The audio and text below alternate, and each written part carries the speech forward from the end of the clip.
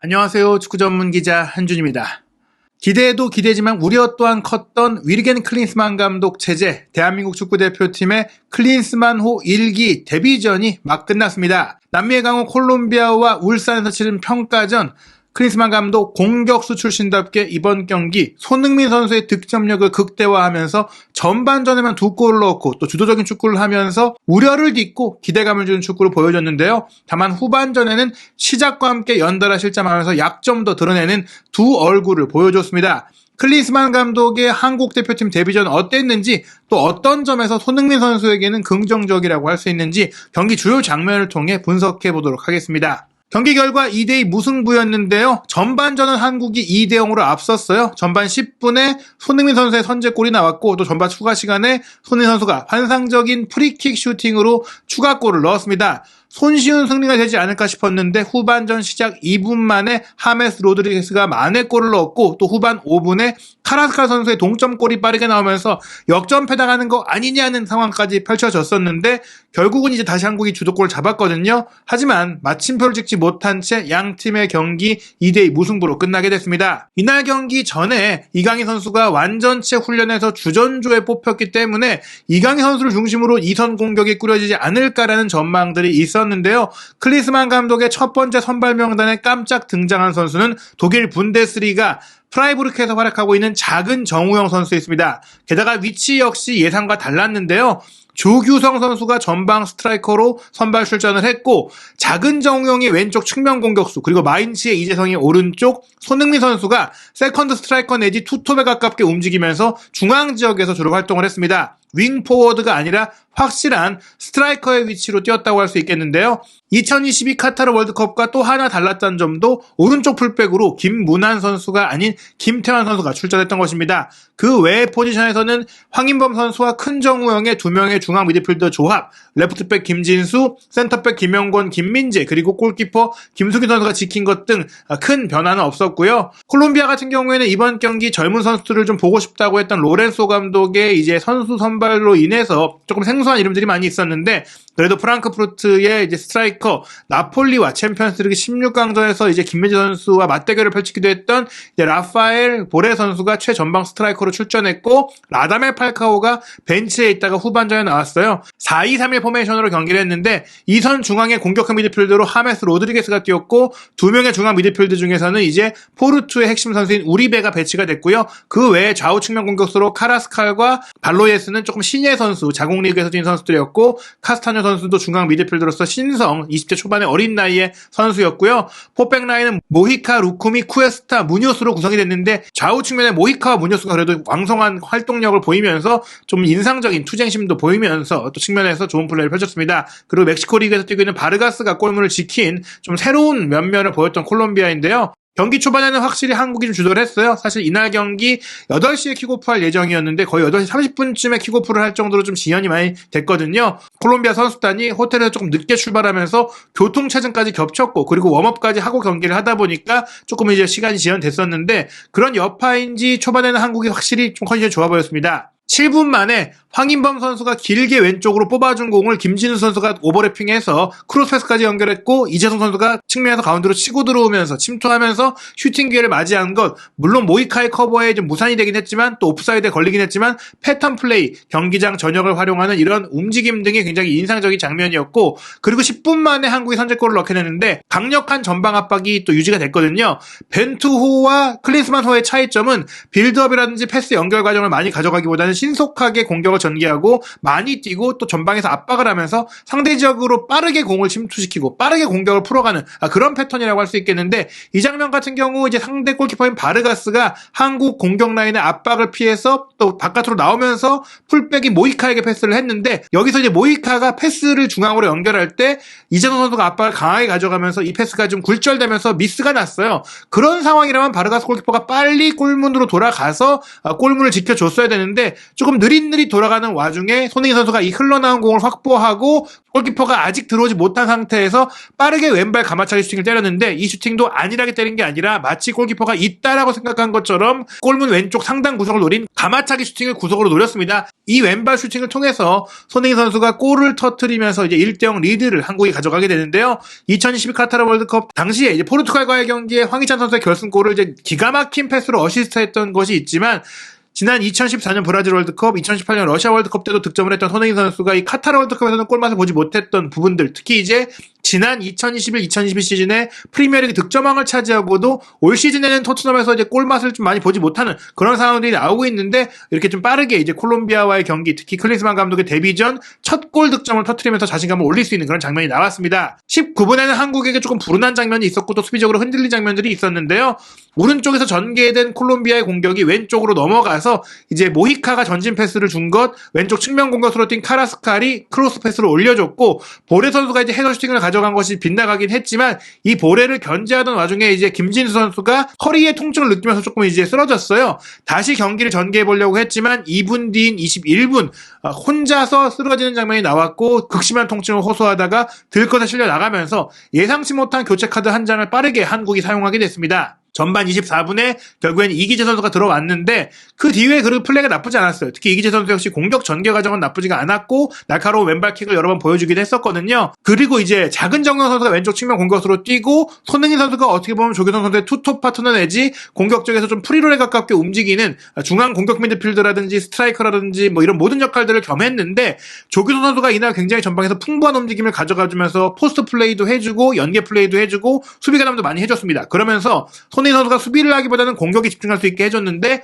이 25분의 장면이 어떤 의미가 있었냐면 조규성 선수가 뒤로 빠져서 나오면서 손흥민 선수에게 공을 연결해줬고 손흥민 선수가 자신 쪽으로 수비수들이 몰리니까 작은 정경 선수가 왼쪽 측면으로 빠져들어가는 움직임을 보고 패스를 잘 내줬어요. 여기서 이제 크로스 패스를 연결한 것이 무산되기는 했는데 이런 이 패턴 플레이, 특히 작은 정경 선수가 들어가서 황희찬 선수가 해줬던 그런 윙포드의 역할을 해줬다라는 것, 이강인 선수를 이날 경기에 쓰지 않았던 것은 아무래도 클린스만 감독이 이강인 선수를 두고 이강인 선수 중심으로 이제 미드필드의 이성 공격을 꾸리기보다는 손흥민 선수를 중앙에 두고 손흥민 선수를 중심으로 공격 시프트를 구성하겠다라는 의지가 보였다고 할 수 있겠습니다. 그리고 27분에 손흥민 선수가 페널티 에어리어 앞쪽에서 좋은 위치 프리킥 슈팅을 시도했는데 이 슈팅이 아슬아슬하게 크로스바를 넘겼거든요. 이날 킥 감각이 굉장히 좋았고 특히 왼발 가마차기 슈팅으로 넣었던 선제골 때도 킥이 정말 예리했던 모습을 보였는데 이 슈팅 역시 정말 골이 될 수 있었던 장면이었어요. 다만 한국이 계속해서 이렇게 공격을 주도하다 보니까 콜롬비아 선수들이 파울로 저지하고 조금 이제 거친 파울로 공격을 끊는 장면들이 많이 나오다 보니까 황인범 선수가 흥분해서 이 카스타니오스 선수와 이제 충돌한 장면들이 있었는데 올림피아코스의 팀 동료인 하메스 선수가 황인범 선수를 말리는 그런 모습도 이색적이었습니다. 계속해서 한국이 좋은 공격 장면들을 만들었고 특히 말씀드린 조규성이 내려오고 손흥민 선수가 공격에 어떻게 보면 스트라이커의 역할을 맡아주면서 작은 정우영이 이제 가짜 7번 역할로 가운데로 침투하는 그런 패턴들이 여러 번들 나왔는데요. 30분 같은 경우에도 조규성이 폭넓게 움직여주면서 손흥민 선수가 앞쪽에서 연계할 수 있게 해주고 정우영 선수가 뽑아준 공을 손흥민 선수가 받아서 치고 들어가면서 돌아서면서 본인 쪽으로 수비를 몰아두고 이제 정우영 선수에게 패스를 줬는데 이 정우영 선수가 이 패스를 받아서 문전까지 들어가서 슈트한 슈팅이 수비에 막혀 차단되는 장면들, 이런 연계 과정들이나 패턴 플레이들이 굉장히 좋다, 인상적이었다라고 볼 수 있겠습니다. 38분에도 말씀드린 조규성 선수가 이제 밑으로 내려와서 연계를 해주면서 황희찬 선수에게 패스를 주고 황희찬 선수가 패스를 때 스루 패스로 찔러 넣으면서 손흥민 선수가 최전방에 위치한 모습 볼 수 있죠. 손흥민 선수가 상대 센터백 2명 사이에서 공을 받고 돌아서는 과정에서 이제 센터백인 쿠에스타가 손흥민 선수의 디딤발을 걸어 넘어뜨리면서 페널티킥이 선언이 됐는데요. 위치를 보시면은 손흥민 선수가 분명히 페널티 에어리어 안쪽에 있는 것으로 보였으나 VAR이 실시됐고 여기서 걸린 다리, 디딤발이 확실하게 이제 페널티 에어리어 바깥쪽에 있었던 것이 확인이 되면서 프리킥으로 정정이 됐습니다. 그리고 41분에 이 프리킥은 왼발잡이가 조금 더 좋은 각도다 보니까 이기재 선수가 왼발 슈팅을 구석으로 이제 연결해 봤는데 바르가스 골키퍼가 선방을 했어요. 하지만 전반 추가 시간 1분 페널티 에어리어 왼쪽 부근 역시 오른발 키커에게 좋은 위치에서 프리킥이 주어지자 손흥민 선수가 직접 슈팅을 시도했는데 이게 수비벽을 제대로 넘겼고 골문 구석으로 빨려 들어가면서 앞서 이제 바르가스가 이기재 선수의 슈팅을 잘 막아낸 장면에서 분명히 선방 능력이 있다는 걸 보여줬지만 이 손흥민 선수의 슈팅은 알고도 막을 수 없을 정도로 너무나 정확했기 때문에 너무나 강력했기 때문에 한국이 2대0을 만들면서 전반전을 성공적으로 정말 완벽하게 마무리했습니다. 전반전 기록을 살펴보면 60%의 볼 점유율로 한국이 주도했고요. 슈팅 숫자도 5대2였는데 그중에 한국의 유효 슈팅이 3개였고 콜롬비아는 단 하나의 유효 슈팅도 기록하지 못하면서 확실하게 한국이 이제 압도했다. 2대0이라는 스코어도 그렇고 또 반칙 숫자를 보더라도 한국은 파울이 4개에 불과했는데 콜롬비아는 14개를 기록할 정도로 굉장히 힘겨운 경기를 했다. 즉 클린스만 감독 체제에서 한국이 치른 이 전반전을 놓고 나서는 많은 팬들도 좀 이제 만족스럽다는 얘기들을 좀 했었거든요. 다만 이런 기대감이 후반전 시작과 함께 조금은 흔들리게 됩니다.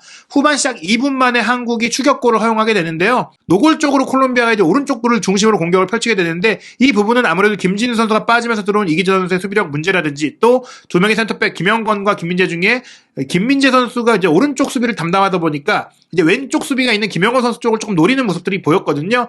그런 가운데 이제 발로에스 선수가 문전 우측에서 침투에 들어왔을 때 김민재 선수가 이 발로에스를 막기 위해서 왼쪽 센터백 위치까지 좀 따라 내려와줬어요. 그렇게 이제 차단을 했는데 이 차단 이후 빠진 공을 발로에스가 또 한 번 살려내서 컷백을 가져갔을 때 사실은 이 위치는 김민재 선수가 본인의 자리인 오른쪽을 이탈했기 때문에 김영건 선수가 막아주거나 또 오른쪽 풀백인 김태환 선수가 잘 커버를 해줬어야 하는데 여기서 김영건 선수의 대처가 조금 느렸고 김태환 선수 역시 좀 애매한 위치 선정을 가져갔기 때문에 하메스의 왼발 슈팅을 좀 무인지경으로 어떻게 보면 프리하게 내줄 수밖에 없었고 하메스가 이 기회를 놓치지 않으면서 2대1을 만들었거든요. 그런데 이렇게 골을 내주고 3분 만에 다시 한번 골을 내주게 되는데 이번 장면은 김영건 선수의 후방 빌드업이 조금 이제 안일하게 이루어지면서 왼쪽 측면에 공격수로 나섰던 작은 정우영이 내려와서 공을 받아주게 되는데 공을 받는 순간에 이제 콜롬비아의 오른쪽 풀백인 무뉴스가 적극적으로 압박을 해서 붙어줬어요. 그리고 이 공을 빼앗아낸 이후에 직접 공을 우측면까지 치고 올라간 이후 또 문전으로 컷백을 내줬는데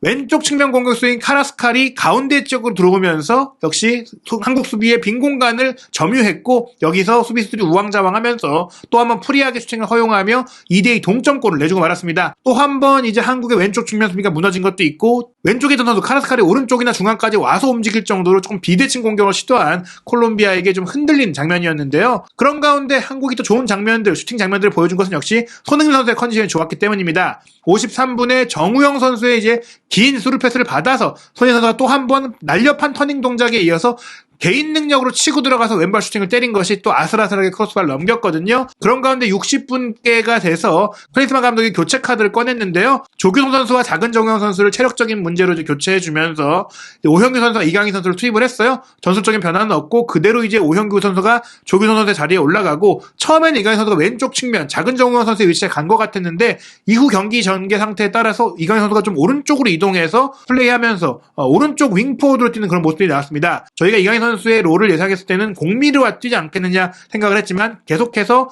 손흥민 선수가 그 역할을 맡았고요. 67분에는 이제 이재동 선수와 큰 정우영 선수까지 교체해줬는데 큰 정우영 선수가 또 부상을 좀 호소하면서 통증을 느꼈기 때문에 교체가 불가피한 상황이기도 했습니다. 그러다 보니까 좀 활동량이 좋은 나상호 선수를 좀 투입했고 또 손준호 선수를 정우영 선수 자리에 투입했지만 실질적으로는 후방의 패스 능력을 경기를 전개할 수 있는 능력을 봤을 때는 손준호 선수가 이제 좀 박스투박스로 움직여주는 선수다 보니까 황인범 선수가 밑으로 내려가고 손준호 선수가 좀 위쪽으로 올라가는 형태로 경기가 운영이 됐거든요. 하지만 이러다 보니까 이제 미드필드 라인에서의 패스 공급이 조금 원활하게 이루어지지 못한 그런 부분들이 있었어요. 그러한 와중에 67분에는 하메스의 이제 왼발 코너킥을 보레 선수가 헤더 슈팅으로 연결하는 장면에서 보레 헤더가 이제 크로스바를 강타하는 장면이 나오는 등 한국이 오히려 역전패를 당할 수 있었던 위기도 있었거든요. 75분에는 말씀드린 오른쪽에 배치된 이강인 선수가 손흥민 선수와 2대1 패스를 주고받으면서 돌파에 성공해서 오른발로도 날카로운 크로스 패스를 올렸지만 오현규 선수의 침투 헤더 시도를 콜롬비아 수비라인이 6탄방으로 막아내면서 저지했어요. 그렇다고 하더라도 이 오현규, 이강인 이 2001년생 공격 듀오가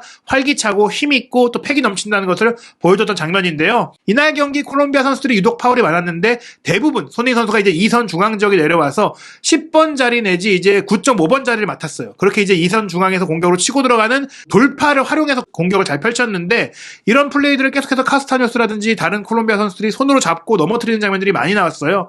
이 장면 같은 경우에는 카스타뉴스가 너무나 노골적으로 이제 잡아당기면서 경고를 받았고 또 쓰러지다가 무릎에 스치면서 손흥민 선수가 이제 눈 부위를 다치는 장면이 있었는데 다행히도 수술한 쪽과 반대편이긴 하지만 아찔한 장면이었다고 할 수 있겠습니다. 콜롬비아 역시 여러 명의 선수들을 이제 후반전에 교체를 했고, 그런 과정 속에 80분에는 어린 공격수 두란이 배우를 시원하게 질주하는 장면이 나왔는데, 김민재 선수가 정말 번개 같은 속도로 따라와서 또 힘있게 블로킹해내면서 완전히 날려버린 장면이 나왔거든요. 나폴리에서 보던 그 모습이 나왔는데 오프사이드였기 때문에 이미 이 장면을 뚫렸다고 하더라도 콜롬비아 공격이 차단됐겠지만, 김민재 선수가 이번 경기도 역시 건재한 모습 보였다는 걸 느낄 수 있었습니다.